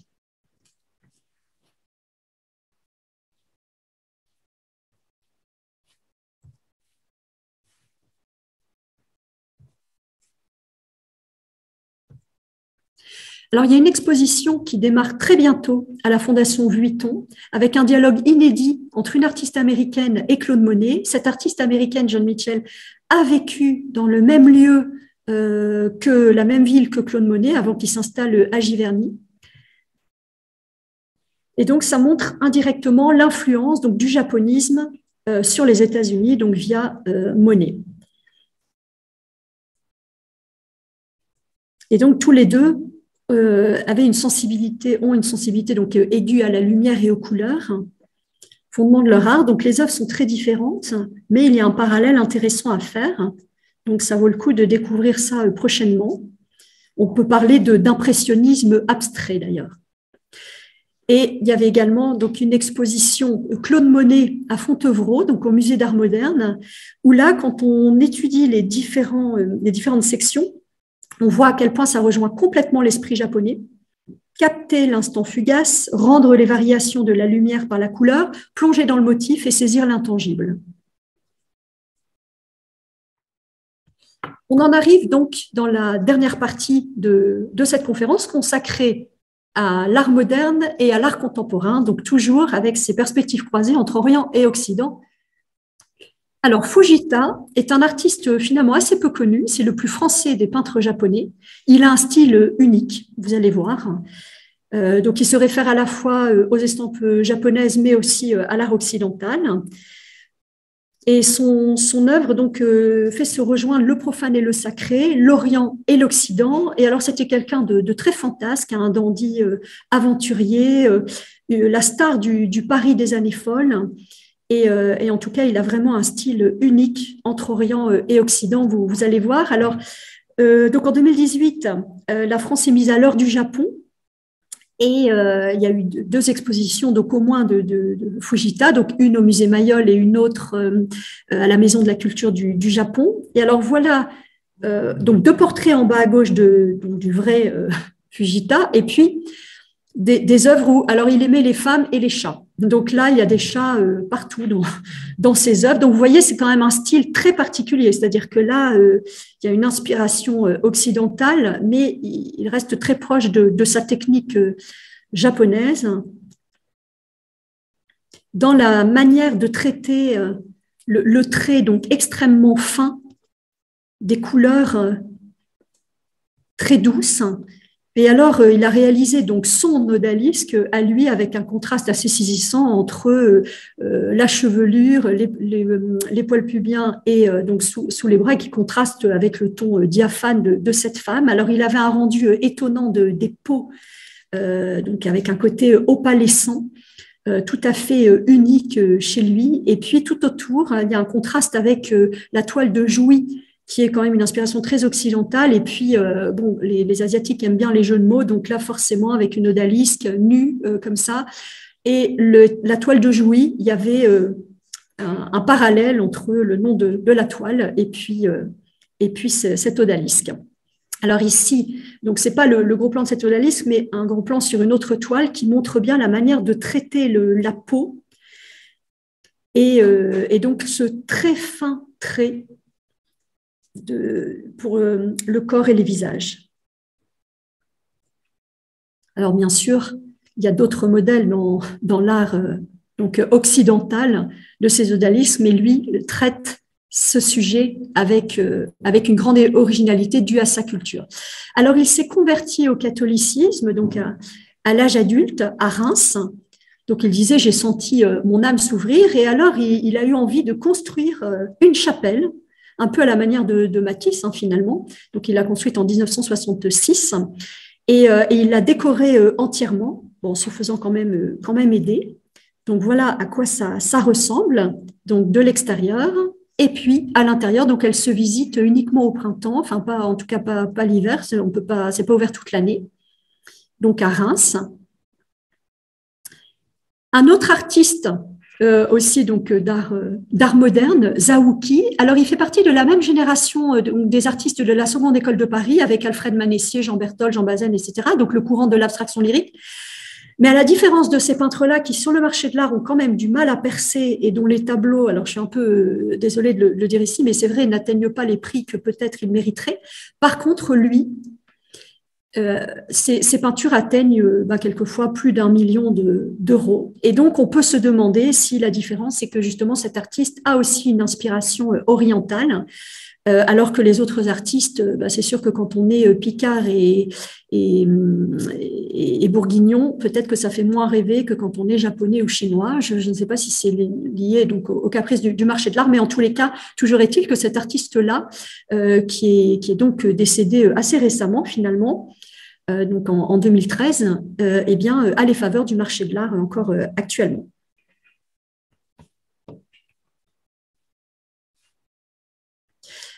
Alors ici, on a un tableau qui fait complètement penser à Paul Klee et il reconnaissait l'importance dans l'évolution de son style de Paul Klee. Et donc, il disait qu'il avait fallu du temps pour se libérer de son apprentissage et trouver son vrai style. Alors, je vais vous montrer à quoi ça ressemble. Donc, vous avez des tableaux où se mêlent tous les éléments, où se mêlent la couleur, les formes. Donc, des paysages abstraits de très grande taille. Il n'y a plus aucune allusion au réel, à tel point qu'il ne donne pas de titre à ces tableaux. Un peu comme Soulages, il les nomme avec la date. Alors, dans son propre pays, il a été reconnu seulement à partir de 1983 et il a pu donc exposer en Chine. Donc, voilà d'autres exemples de ces tableaux au croisement entre l'Occident et l'Orient. Et donc, il avait le souci de représenter l'irreprésentable, notamment le vent, donc avec des plans fondus. Et il fait un parallèle entre la création picturale et la création de l'univers, un peu comme faisait aussi, comme le remarquait aussi Kandinsky.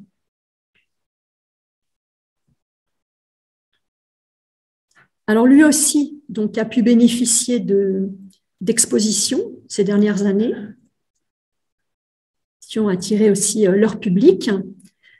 Donc, celle-ci, une exposition de ses aquarelles, donc de la fin de sa vie, en 2021. 40 ans après cette exposition qui l'a fait connaître, en 1981, au Grand Palais à Paris. Et cette grande rétrospective de son œuvre a été reprise dans 5 musées japonais, puis à Hong Kong et à Singapour. Donc, la reconnaissance dans son pays a été tardive, mais elle est arrivée. Et donc, cette exposition magnifique aussi en 2019 au Musée d'Art moderne, donc l'exposition que j'ai eu la chance de voir. Alors, il a réalisé un seul ensemble de vitraux, donc qui sont des vitraux essentiellement noirs, sauf 3 vitraux avec du rouge, ici. Et voilà, donc je termine par l'art contemporain avec des exemples. Alors là, bon, Kim Il-young, ça reste encore en lien avec d'autres artistes qu'on a déjà vus, mais vous allez voir après, plus on avance et plus l'inspiration est complètement étonnante. Vous allez voir ça. Alors, Kim Il-young, donc, qui est très connu, qui est un dominicain, donc d'origine sud-coréenne, qui a été baptisé à 27 ans, qui est devenu dominicain, qui réalisait des peintures, mais qui est surtout connu aujourd'hui dans le monde entier pour ses vitraux. Mais je vous montre quand même quelques-unes de ses peintures pour donner une idée ensuite du passage au vitrail. Donc là, il a rendu hommage à Van Gogh. Donc ces premiers vitraux ont été pour la nouvelle cathédrale d'Évry et depuis, il a réalisé énormément de projets de vitraux dans le monde entier et il y a très très souvent des expositions dans le monde sur son œuvre. Alors, je vous montre une de ses dernières réalisations dans le Finistère, donc en 2013. Et toute une série d'expositions, donc encore en ce moment, jusqu'à la fin de l'année, dans différents pays, différentes villes, pour représenter ces ensembles de vitraux, donc peindre sur le ciel. Alors Fabienne Verdier, donc je vous l'avais déjà présenté, Fabienne Verdier, il y a quelques années, mais en ce moment, elle expose donc son regard sur les œuvres du musée d'Unterlinden et notamment sur l'incontournable retable d'Issenheim. Donc, on ira voir demain cette exposition avec Laurence. Donc, je ne l'ai pas encore vue. Voilà Fabienne Verdier en plein travail, donc qui s'inspire des copies, notamment du retable d'Issenheim, pour en livrer sa vision dans son atelier. Alors, vous vous souvenez peut-être, quand je vous ai présenté cette artiste, de sa rencontre avec la Chine, avec la nature, avec elle-même. Donc, elle a passé 10 ans, entre 20 ans et 30 ans, à s'initier à la calligraphie chinoise. Donc, elle raconte que la patience chinoise s'opposait à son côté occidental, où elle voulait du jour au lendemain être capable de calligraphier parfaitement sans attendre. Et donc, si vous n'avez pas encore lu Passagère du silence, qui est paru en 2003, je vous le recommande vivement parce que c'est très, très éclairant et sur comment une occidentale tente de percer les secrets de la calligraphie chinoise, enseignée par les maîtres. Alors, elle travaille avec des outils qu'elle fabrique elle-même et peu communs, donc dans une danse avec son pinceau géant, fait de crins de cheval, beaucoup de crins de cheval, et puis la vélocité de son outil avec un guidon de vélo. Alors, elle dit qu'elle jette aussi beaucoup de toile, qu'elle en brûle beaucoup dans des autodafés, elle appelle ça comme ça, parce que, bien sûr, ce n'est pas toujours réussi, donc elle ne garde que le meilleur. Donc, on voit la puissance de son geste et de son trait avec une vitalité, une énergie, c'est ce qu'elle a essayé de capter pendant ses 10 ans d'apprentissage. Donc, une exposition en 2013 à la Galerie Jeanne Bucher à Paris, donc, que j'avais vue, et qui montrait une autre force de vie à travers son trait, une énergie, comme un grouillement dans la nature. Donc, voilà un aperçu de tous ses outils, mais enfin surtout son gros pinceau de crin de cheval. Et alors, au musée Greninge, donc à Bruges, elle avait donc montré son regard sur les œuvres du musée, donc les primitifs flamands. Et alors, voilà comment elle travaille, c'est-à-dire qu'elle a des carnets où elle prend des notes, elle travaille énormément. Et de cette coiffe de Madame Van Eyck, elle en a tiré ces formes qui étaient donc exposées dans des tableaux géants. Et alors, cette forme, elle disait que ça lui avait servi par la suite, pour rendre hommage au Japon après le tsunami. Et donc, quelquefois, d'un tableau très complexe des primitifs flamands, elle extrait qu'un mouvement qui donne lieu à des toiles très minimalistes, comme si elle captait l'essence d'un tableau. Donc, le parallèle entre les primitifs flamands et Fabienne Verdier, donc c'est une exposition que j'ai vue aussi, c'était absolument fabuleux. Et donc, elle propose un autre regard, mais cette fois-ci au musée d'Unterlinden. Donc, à mon avis, ça vaut le coup d'œil. Et donc, je pourrais vous dire ça après-demain. Donc, le maître avait dit à Fabienne Verdier, le trait est une entité vivante à lui seul. Il a une ossature, une chair, une énergie vitale, C'est une créature de la nature comme le reste. Il faut saisir les 1001 variations que l'on peut offrir dans un unique trait. Alors, son actualité, c'est aussi ses vitraux, donc qu'elle a réalisés récemment, donc qui révèlent toute la puissance de son trait abstrait, toute son énergie vitale. Donc là, on les voit au fond, avec une exposition de son travail sur le vitrail au musée Camille Claudel de Nogent-sur-Seine, donc là où il y a les vitraux, la manière dont ces vitraux accueillent la lumière.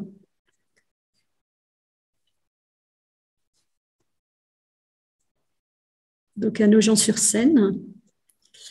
Alors peut-être que vous avez vu cette exposition au musée d'Unterlinden justement l'année dernière sur donc cet artiste qui a créé notamment une œuvre sur la pandémie. donc cet artiste chinois qui a mis à profit le deuxième confinement en France donc pour réaliser cette œuvre monumentale, pour témoigner au monde entier de cette période du Covid, donc qui se représente au premier plan à droite, comme un fossoyeur. Donc, j'ai voulu créer une peinture universelle qui traverserait le temps, une peinture à la hauteur de la situation. Elle parlera à tous ceux qui ont vécu cette pandémie et témoignera de cette période aux générations futures. Je pense que le spectateur ne sortira pas indemne de cette exposition. C'est la force de la peinture.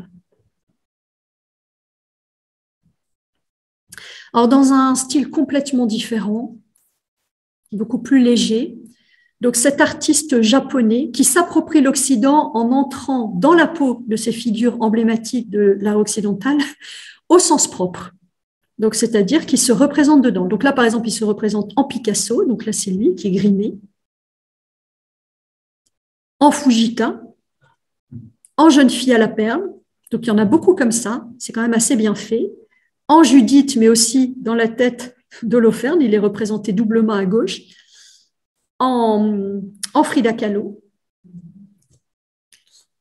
Une autre artiste aussi ici, donc très connue, alors vraiment très connue, qui a fait du poids, elle disait que sa vie était des poids, donc elle en a fait toute son œuvre. Et alors, je peux vous dire que quand vous vous baladez dans des décors de cet artiste, Kusama, vous perdez le sens de l'équilibre, il ne faut pas avoir des problèmes d'oreille interne parce que, en fait, comme c'est des représentations de poids partout, bah, vous ne savez plus où est le sol, le plafond, le mur. Enfin, c'est très déstabilisant. Mais on se croirait un peu comme un enfant dans un jeu géant. Donc, une personne très fantasque ici. Et alors là, une œuvre encore plus originale que j'ai vue donc, au musée Guimet récemment. Donc cet artiste qui était donc l'invité du musée Guimet pour métamorphoser les espaces, donc des océans de fil rouge tressés comme des architectures. Alors pour la petite histoire, quand j'étais dans cette exposition, il y a une dame qui en passant un peu trop près avec son sac a accroché son sac dans l'œuvre, donc je vous raconte pas le temps qu'ils ont passé à essayer de défaire le fil emmêlé avec son sac sans abîmer l'œuvre. Ça, c'est quelquefois la stupéfaction dans les œuvres d'art contemporain, c'est que de temps en temps, le réel nous rattrape. Donc là, voilà à quoi ressemble son œuvre, prise en gros plan, parce que ce sont des toutes petites, enfin des miniatures, hein, donc là, c'est pris en très gros plan. Donc, très intéressant, très déroutant hein, par rapport à tout ce que je vous ai montré avant, hein, mais l'art contemporain, c'est toujours très déroutant. Donc, il y a des millions de fils comme ça qui traduisent en fait les liens humains, illimités et multiples. Et elle était présente aussi à Chaumont-sur-Loire pour une œuvre sur le végétal qui traduit donc la multiplicité des interrelations dans la nature. Donc, une œuvre aussi très poétique, proche de la nature. Alors voilà, dans un genre très, très différent, une œuvre qu'elle a réalisée aussi il y a de nombreuses années, à partir notamment de fenêtres venant de la RFA, donc après la chute de Berlin. Donc, une sorte de tour de Babel de fenêtres qui elles-mêmes ont une histoire. Alors, en conclusion donc, de cette conférence, s'il vous prend l'envie d'acheter quelques estampes japonaises ou quelques œuvres d'inspiration orientale, la salle de vente spécialisée dans l'art d'Asie, c'est Agut. Donc, n'hésitez pas. Ils battent régulièrement des records de vente en nombre d'œuvres vendues et aussi la valeur des œuvres vendues. Et sinon, de manière un petit peu plus sérieuse, on a l'impression que ce que l'Occident cherche dans l'art oriental, c'est un supplément d'âme, une manière aussi, à un moment donné, de se poser, de prendre le temps de regarder, d'observer, de créer, et qu'il n'est donc pas étonnant que dans le monde occidental, les artistes orientaux ou les artistes inspirés de l'Orient aient toujours le vent en poupe, parce que cette quête eh bien, reste plus que jamais d'actualité. Bon, ça n'applaudit pas beaucoup, mais c'est parce qu'il y a peu de monde. Parce qu'il n'y a pas les micros. Voilà. Parce qu'il n'y a pas les micros. Voilà, super, merci. On peut applaudir sa conférence. Merci beaucoup Valérie pour cette vaste fresque. C'est un tour de force hein, très dense. Ça. Ouais, tout à fait. Merci pour cette grosse préparation, parce que je sais qu'il y a eu beaucoup de travail derrière, il y a énormément de travail, et voilà, pour rendre tout ça intelligible et clair, c'est effectivement, il y a beaucoup de labeur derrière. Voilà, alors maintenant, c'est le temps des questions. Est-ce que vous avez des questions à poser à Valérie? Non, moi, c'est Pascal. oui, alors c'est pas tant une question. Alors merci Valérie pour tout ça. Vous nous avez fait voyager là, c'était merveilleux. Je voulais juste, vous avez parlé de Fujita qui s'est converti à Reims et qui a décoré une chapelle, etc. Alors à Reims, il y a aussi une maison qu'on appelle l'hôtel Le Vergeur, qui avait été habité par un très grand collectionneur qui s'appelait Hugues Kraft. Et c'était un grand collectionneur d'objets et d'estampes japonaises. Donc, j'avais envie d'en parler parce que je me disais que pour certains qui passaient à Reims voir la chapelle Fujita, ben ça pourrait faire partie d'une visite aussi. C'est vraiment très intéressant. Tout à fait. Ben, merci de cette précision. En fait, comme j'ai de la famille à Reims, c'est comme ça que j'ai découvert Fujita. Et c'est vrai qu'avant, je ne connaissais pas du tout. Et c'est vrai que, comme je connais quand même bien l'art moderne, je n'ai trouvé aucun autre exemple d'art comme lui, comme le sien. Il est vraiment unique et rien que pour ça, il vaut le détour. Donc, merci Pascal pour ce complément. Ouais, ça pourrait faire l'objet d'une visite d'ailleurs. Oui, ah oui, tout à fait. Ah bah, de toute façon, quand on peut. Ah oui, c'est vrai parce que ouais, ce serait très intéressant. Et dans ce cas-là, moi, je vous rejoindrai volontiers en venant de Lille dans cette visite. Donc pourquoi pas. Oh, oui, très bonne idée. Est-ce qu'il y a d'autres questions? Vous pouvez remettre vos caméras oui. Maintenant. Oui, maintenant vous pouvez allumer vos micros. Bon, il y en a qui ne les avaient pas éteints, mais. Est-ce que vous m'entendez? Oui. Alors, oui, bonjour. C'est ça que je me penche sur l'écran. Votre conférence était tout à fait remarquable, mais au niveau local, on a deux musées qui rejoignent un petit peu cet amour du japonisme.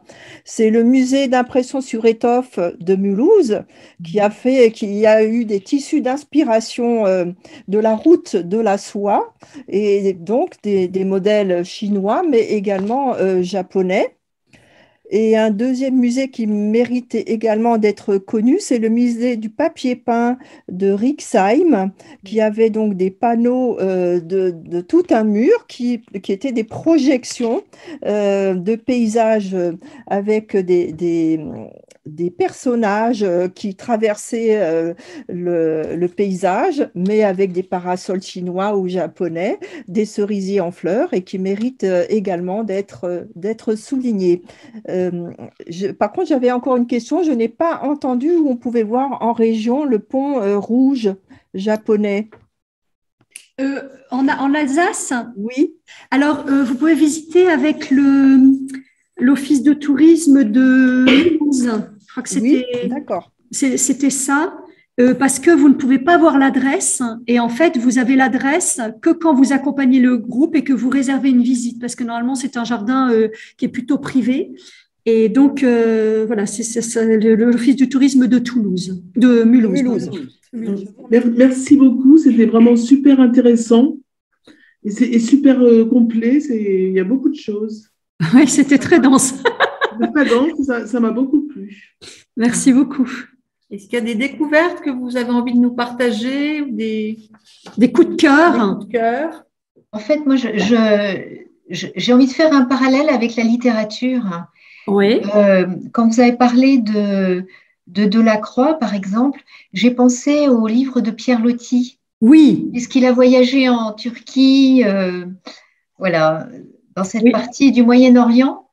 Et donc, j'ai pensé à lui, notamment je crois que ça s'appelait le mariage de Loti, et puis il y en a eu d'autres. Hein, Oui, tout à fait. Alors, vous avez complètement raison, parce que quand j'ai étudié Delacroix, forcément, le nom de Pierre Loti, je l'ai croisé plein de fois. Donc, c'est tout à fait une bonne source. C'est juste que j'étais obligée de raccourcir, mais sinon, effectivement, à un moment donné, je citais Pierre Loti. Donc, merci pour cette précision, effectivement. Oui, il y a cette passion de Van Gogh pour l'art japonais qui est assez… ah oui. sidérante. Et la Ah oui. réception de Van Gogh chez les Japonais aussi, qui est Ouais. inattendue à cette époque. Hein. Mais c'est vrai que ça, c'est très beau. Je trouve dans l'exemple de Monet et de Van Gogh, c'est vraiment, ils sont influencés donc, par les estampes japonaises et le japonisme. Et le Japon le leur rend bien. Et donc, il y a cette boucle bouclée que je trouve très émouvante. Alors, je la connaissais déjà pour Monet, mais pas pour Van Gogh. Ça a été une découverte. Et donc, c'est ça qui est appréciable, c'est que quand on travaille un sujet qu'on connaît dans une certaine mesure, après, on découvre plein de nouvelles choses. Et ça a été vraiment la grande richesse de la préparation de cette conférence, donc sur plusieurs mois. Hein. Ça fait plusieurs mois et je peux vous assurer qu'on n'arrête pas d'entendre tout le temps parler de l'Orient. J'étais tout le temps en train d'enrichir mes sources parce qu'à chaque fois, je découvrais de nouvelles expositions jusqu'au dernier jour. C'est étonnant, cette profusion. Oui, on n'a jamais fini, en fait. On n'a jamais fini, mais encore jusqu'à… Ah ben, il y avait une chose que je n'ai pas eu le temps de rajouter, mais encore à midi aujourd'hui, je suis abonnée sur mon smartphone à Daily Art. Donc, tous les jours, je reçois une œuvre d'art. Et bien, figurez-vous que c'était une œuvre de Van Gogh inspirée justement de l'art japonais. Et donc, je n'ai pas pu l'intégrer parce que je n'en ai pas eu le temps et puis je n'avais pas le temps de l'ajouter. Mais c'est pour dire que jusqu'à la dernière minute, vraiment, ces sources sont très, très nombreuses et passionnantes. Mais ça vient peut-être de notre histoire. En France, on a eu de grands explorateurs. Oui. Je me souviens plus du nom de celui qui a découvert le Cambodge. Mais on a eu des grands explorateurs. Et puis, même à l'époque napoléonienne, Napoléon emmenait des archéologues, des scientifiques, des botanistes. Mais tout à fait. Et il rapportait plein de choses en France. Donc, on faisait des jardins, on faisait des musées, Et puis, du coup, je pense qu'on a peut-être ça dans notre histoire, dans notre patrimoine, dans notre héritage. Ah, mais tout à fait. Qu'aujourd'hui encore, on est attiré par l'Orient. Tout à fait. Et je dirais même dans nos gènes et dans notre ADN. Parce que là, en ce moment, je ne sais pas si vous avez suivi cette actualité, mais en septembre dernier, on a fêté 2 grands événements en égyptologie et en lien avec la France. C'était aussi, donc il y avait le bicentenaire du déchiffrage par Champollion des hiéroglyphes. Donc il y a plein d'expos cette année. Et en même temps, le centenaire de la découverte de la tombe de Toutankhamon par Howard Carter, où là, il y a une exposition en 1967 aussi qui a accueilli les foules à Paris. Et donc, en France, en ce moment, avec les superbes collections aussi égyptiennes au musée du Louvre, c'est une année exceptionnelle pour les archéologues et les égyptologues en France cette année. Donc, effectivement, il y a une passion française pour l'Égypte qu'on ne trouve pas forcément dans tous les pays. Donc, vous avez tout à fait raison. Et Champollion a fait beaucoup de peintures et d'estampes quand il est arrivé en Égypte. Oui, tout à fait. Il a retravaillé par la suite, mais elle peut enrichir votre conférence. Oui, tout à fait. Et justement, j'avais entendu ça, mais c'est parce que bon, je n'ai pas pu effectivement dire tout. J'ai enlevé déjà énormément de choses que j'avais normalement prévu de dire. Et aussi, ce qui est étonnant, c'est que quand on parle d'Orient, d'orientalisme, vous avez vu à quel point c'est pas l'Orient tel qu'on l'entend aujourd'hui, juste le continent, l'Asie, mais aussi au-delà de la Méditerranée et même Venise et le sud de l'Espagne, c'était déjà l'Orient. Donc, c'est pour ça que du coup, c'est très vaste comme territoire. Je crois qu'il y a des petites questions dans la discussion. Est-ce qu'on va pouvoir les voir? Oui, ben, je vais aller voir, effectivement. C'est vrai, donc merci et coupez les micros. Bonjour à tous. Pourriez-vous, s'il vous plaît, montrer de nouveau le carnet de Fabienne Verdier? Je vais vous le remontrer juste après. Donc, merci beaucoup pour cette super conférence, ça c'est très gentil. Donc, pouvez-vous montrer à nouveau? Ouais, alors ça je vais le faire, merci Valérie pour cette manière. Voilà, un autre peintre. Voilà, donc ça, je vais noter la référence. Alors, est-ce que je peux me permettre de repartager mon écran pour montrer le carnet de Fabienne Verdier? Peut-être, hein, je peux le faire. À la demande d'Elga. À la demande d'Elga. Oh, ouais. Alors, c'est vrai que donc moi, j'ai plusieurs versions, plusieurs pages que j'ai trouvées, je ne sais plus où d'ailleurs, mais je pense que si ça vous intéresse, vous pouvez trouver dans les livres ou les catalogues d'exposition de Fabienne Verdier, vous pouvez trouver des extraits de ces carnets et peut-être même qu'elle a fait paraître ces carnets ou qu'elle le fera un jour. Mais en tout cas, c'est pas quelque chose qui est impossible à trouver. Donc, je retourne du côté de Fabienne Verdier. Voilà, on y est. Et c'est vrai que je vous comprends parce que moi, je me suis amusée à lire le contenu. J'ai trouvé ça absolument passionnant. Donc, je suis contente de le remettre pour vous le partager. Voilà. Alors, peut-être qu'on peut éventuellement, s'il y a d'autres questions en même temps, même si on ne voit plus. Tout à fait. Moi, je voulais juste indiquer que dans le dépliant, je vous ai mis, par rapport à ce qu'on disait là précédemment, une phrase de Marc Aurèle. Donc, des Marc Aurèle, on dit, voilà ce qu'il pensait. Ta manière de penser s'orientera d'après la nature des objets que tu représentes le plus souvent, car c'est des représentations que l'âme prend sa couleur. Ouais. Effectivement, je l'avais lu. Ouais, très beau. Et dans la conférence que tu viens de donner, Valérie, j'ignorais, donc François Boucher était collectionneur d'arches chinois. D'arches chinois. Et c'est fou parce que, en fait, ça s'est passé donc à Besançon, donc c'est un peu passé inaperçu. Enfin, moi, j'en ai pas du tout entendu parler. Et c'est incroyable ces expositions sur les liens entre la France et la Chine. Qui ont lieu donc de manière presque confidentielle, peut-être moins au château de Versailles, et qui révèlent effectivement un rococo chinois.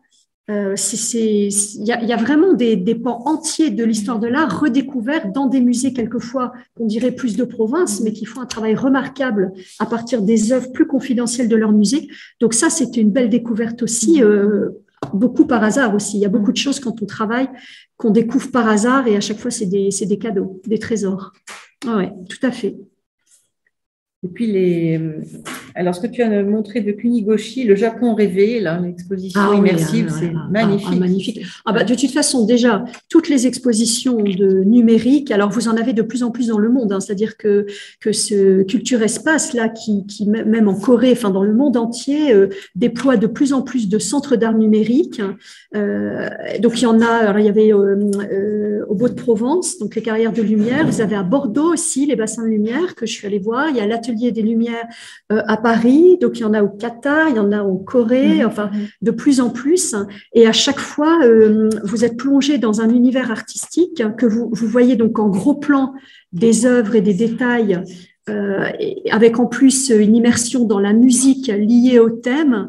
Ça, c'est quelque chose à faire. Alors en particulier avec des jeunes ou des enfants qui n'ont pas trop l'habitude des musées. Après, ça leur donne envie d'aller dans les musées. Franchement, je ne saurais trop. Alors en général, c'est assez cher, mais ça vaut vraiment le déplacement parce que c'est magnifique. Valérie, je crois qu'on a encore trois messages. D'accord. On va y retourner. Donc, voilà, c'est ça. Alors, à la demande de voilà. Pouvez-vous nous rappeler donc le nom de la salle des ventes spécialisée pour l'art d'Orient? Je vois que Agut, voilà, avec 2 T, un G, 2 T. Ouais, Agut ES. Et donc, effectivement, moi, je vois régulièrement la publicité dans Connaissance des Arts parce que j'y suis abonnée. Et c'est vrai que quand je vois à chaque fois, déjà bien avant de préparer cette conférence, quand je voyais à chaque fois les œuvres, combien ça avait été adjugé, tout ça, je me dis, mais il y a des trésors. Et c'est vrai que ça prouve bien combien ce sujet a le vent en poupe. Oui, tout à fait. Et il y a des choses abordables, à mon avis. Voilà, donc ceux qui seraient intéressés, trouvent d'autres pages du carnet de Fabienne Verdier sur Internet. Voilà, c'est ça, tout à fait. Madeleine, donc qui précisait, et effectivement, ces pages de Fabienne Verdier, on en trouve sur Internet et aussi donc dans certains catalogues d'exposition. Et vraiment, ça vaut la peine de se plonger dans ces carnets. Mais je suis sûre qu'elle les publiera un jour, enfin de son vivant ou à titre posthume. En tout cas, ce sera paru un jour parce que c'est passionnant. Ok. Pourriez-vous faire partager en plein écran? Oui, c'est ce qu'on a fait. C'est ce qu'on a fait. Ok. Est-ce qu'il y a encore une ou deux questions? Oui, moi j'ai une petite question. J'arrive pas à envoyer mon message. Est-ce que vous pourriez nous redonner la page numérique que vous recevez au quotidien avec une œuvre d'art? Daily Art. Donc Daily Art. Donc DAILY. Daily Art. Et c'est vrai que, d'ailleurs, je peux vous montrer parce que si vous arrivez à voir. Il y a quelqu'un qui est en train de partager un écran. Oui, il y a quelqu'un qui est en train de partager un écran, oui, effectivement. C'est pas nous. Comme quoi. Raphaël Weber Raphaël. Ouais. Raphaël, donc qui partage son écran, donc c'est gentil, mais c'est vrai que je ne sais pas comment revenir en arrière. Vous n'arrivez pas à revenir en arrière? Les aléas du direct. Alors, oui, j'espère pouvoir vous montrer donc Deli Art. Voilà. Alors, je vous montre. Donc, c'est la petite icône Deli Art avec la Joconde. Je ne sais pas si vous voyez quand je vous montre. Ben non. Parce qu'on est à l'écran de Raphaël Weber. Mais j'ai l'impression que vous êtes tellement proche que comment je peux montrer? Comment je peux montrer? Attends que ça revienne il faut à la que normale. Les mondes multinationaux à Arles, tu vois? Oui. Et donc ici, en fait, le commentaire donc sur cette œuvre de Van Gogh, l'œuvre de Van Gogh, c'était les manutentionnaires à Arles. Donc Arles, dont il disait que ça lui faisait penser au Japon. Et donc là, ils disent dans le texte, la peinture montre une vue sur le Rhône avec un coucher de soleil flamboyant où les motifs de la composition, clairement influencés par l'art japonais, se détachent contre la lumière. J'ai vu un effet magnifique et étrange ce soir, écrit alors Vincent à son frère Théo depuis Arles au début du mois d'août 1888. Un très gros bateau chargé de charbon sur le Rhône à marée à quai. Vu d'en haut, il était brillant et mouillé par une averse. L'eau était d'un blanc jaunâtre et d'un gris perle nuageux. Et il dit c'était du pur Ukuzai. Donc, vous voyez, et j'ai reçu ça à midi sur mon portable alors que je commençais à peine à boucler ma conférence. Eh bien, j'en reprenais encore une couche à midi. Voilà, Deli Art, donc c'est sympathique, cette petite… Oui, c'est bien ça. Voilà, cette petite application sur le smartphone. OK. Parce que normalement, il y a une caméra ici, mais là, on ne peut pas forcément Ouais. montrer. Ouais. Est-ce qu'il y a encore d'autres choses ou c'est bon? Je vous recadre un peu parce que Laurence, elle est sortie. Je suis sortie du cadre. Ah oui. Bon. Alors, voilà. Pourquoi je me suis redécalée? Comme on ne se voit pas. Je ne sais pas, oui, on ne se voit pas. On se voit pas. Bon, super. Est-ce qu'il y a encore une réaction ou est-ce qu'on termine comme ça? Alors, je voulais juste vous dire pendant ce temps que, donc Hubert n'est pas là aujourd'hui, mais je vais vous inciter peut-être à soutenir notre association en adhérant. Nous avons déjà 6 adhérents pour cette année, donc merci à ceux qui ont déjà participé. Voilà, je vous invite donc à renouveler vos adhésions pour l'année 2022-2023. Voilà, c'est une façon de soutenir notre action. Merci à vous, merci d'avance. Donc le mois prochain, on aura une conférence donc le 12 novembre. Donc je pense, je ne sais pas encore si on va revenir en présentiel et en distanciel. Aujourd'hui, donc on était en présentiel et distanciel, mais en présentiel sans public. Voilà, donc petit à petit, on améliore et on va arriver parce que les choses sont plus compliquées avec les deux modes. Donc, il faut apprivoiser les choses petit à petit. Alors, le mois prochain, ce sera Jean Attali, philosophe, professeur émérite à l'École nationale supérieure d'architecture de Paris-Malaquais, qui va venir nous parler de l'architecture de Zaha Hadid, qui est une architecte anglo-irakienne qui a eu le prix Pritzker en 2016. Je crois. Elle est décédée là dans les années suivantes. Et donc, voilà, je pense que ça va être assez intéressant. C'est une architecture très curieuse avec des espèces de lignes, de boudins, enfin, c'est très différent de ce qu'on a pu voir. Donc, quelle était son inspiration? De quelle façon l'Orient l'a influencé? C'est, je pense, qu'il va nous apprendre au cours de cette conférence. Vous avez donc en troisième conférence le goût pour l'Orient dans les arts occidentaux à partir du XVIIe siècle, avec notre ami Pascal Pradier et moi Nassim Vendry, directeur de l'atelier de restauration de l'abbaye. Donc là aussi, on rentrera davantage dans les arts décoratifs. On aura ensuite une conférence au mois de février sur Le Corbusier et Tadao Ando, cet architecte japonais qui est sensible à la lumière, qui est sensible au béton, qui s'est beaucoup inspiré de Le Corbusier, qui est aussi sensible à la terre. Voilà, donc c'est Anne Vuillemard-Gênes, historienne de l'architecture, qui viendra nous en parler. On aura une conférence en mars sur l'icône, regard insolite, par Ariane de Saint-Marc, enseignante au Bernardin et experte en icône auprès de Drouot. On aura en avril 2 conférences, parce qu'on n'aura pas de conférence au mois de décembre. On a 2 conférences au mois d'avril. Une sur les mangas, une passion française, par Romain Bellon, qui est un libraire passionné de manga. Et les mangas ont donné lieu aux dessins animés. Enfin, les estampes japonaises ont influencé aussi les mangas, comme on l'a vu, les dessins animés, etc. Donc, c'est intéressant de se pencher sur cette expression artistique. Et enfin, on terminera donc le 22 avril avec une conférence à 2 voix, Traduire l'invisible, enjeu de la représentation dans les œuvres spirituelles au Moyen-Âge, Orient-Occident, avec Paul Amblard, historienne de l'art, qui a écrit plusieurs livres, dont un livre sur l'Apocalypse d'Angers, sur les tapisseries de l'Apocalypse d'Angers.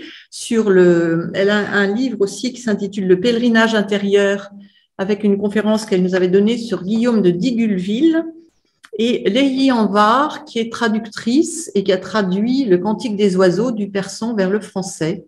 Donc, un Cantique des oiseaux du XIIe siècle, un manuscrit assez intéressant. Donc, ce sera ce double regard pour traduire l'invisible qui achèvera notre programme de cette année, donc le 22 avril 2023. Voilà. Voilà pour ce programme de cette année, avec ce thème, influence graphique, poétique ou spirituelle d'Orient vers l'Occident et inversement, lignes, arabesques, aplats, vides, manga. Donc, on a déjà commencé avec cette conférence à voir la présence des lignes, des aplats. Voilà, donc je vous incite à participer et à nous soutenir et à adhérer à notre association. On va se fixer un objectif qui, ce serait bien, ce serait de 100 adhérents, peut-être ou 101, pour marquer un peu la différence avec les années précédentes. Voilà, écoutez, je vous souhaite une très bonne fin de journée à tous. Je vous remercie de votre présence à notre conférence de cet après-midi. Et puis, je vous dis à très, très bientôt. Portez-vous bien et merci encore de votre présence et de votre fidélité. Bonne soirée à tous. Laurence. Au revoir. Merci Laurence, au revoir. Portez-vous tous bien. Merci. Au revoir et merci.